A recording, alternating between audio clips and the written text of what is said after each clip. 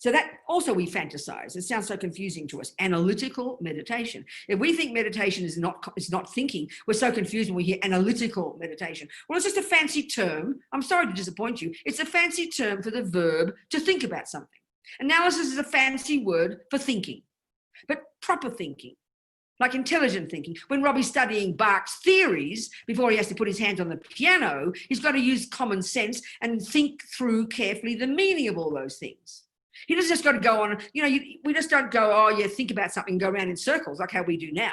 That's why we've got to have concentration. So you can have proper thinking, intelligent thinking, focused thinking, thinking that doesn't go in one ear and out the other, which is what most of our mind is doing all day. Got to train your mind to be brilliantly focused and analytical. Think through something. So why do we have to use an analysis? Well, this is the point we have to understand about the mind, Buddha's view, so unique to the Buddha.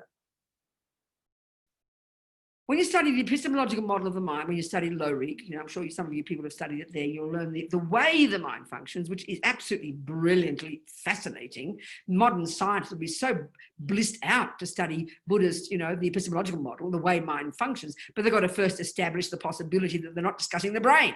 That's their problem. They're discussing the actual cognitive process itself, the way mind functions. So at that level, we have sensory and we have mental. So sensory, like already I've described, we give it so much more power than it really has. We're junkies for the feelings in our bodies. We think, because everything's the body. We're so gross. We make the body the boss, she says. It's like a joke. The sensory consciousnesses are completely limited in their capacity for cognition.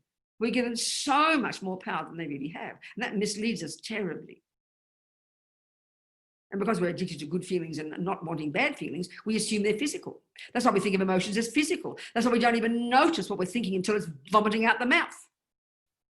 We're so gross in our comprehension.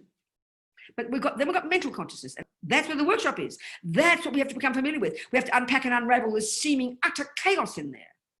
And it is chaos right now, complete chaos, because we never controlled it. We don't have techniques like that. So we know how to organize the mind. We're geniuses of the intellect. We're geniuses at math and music and cooking and all the external intellectual things, but we don't have that same skill when it comes to emotional thoughts.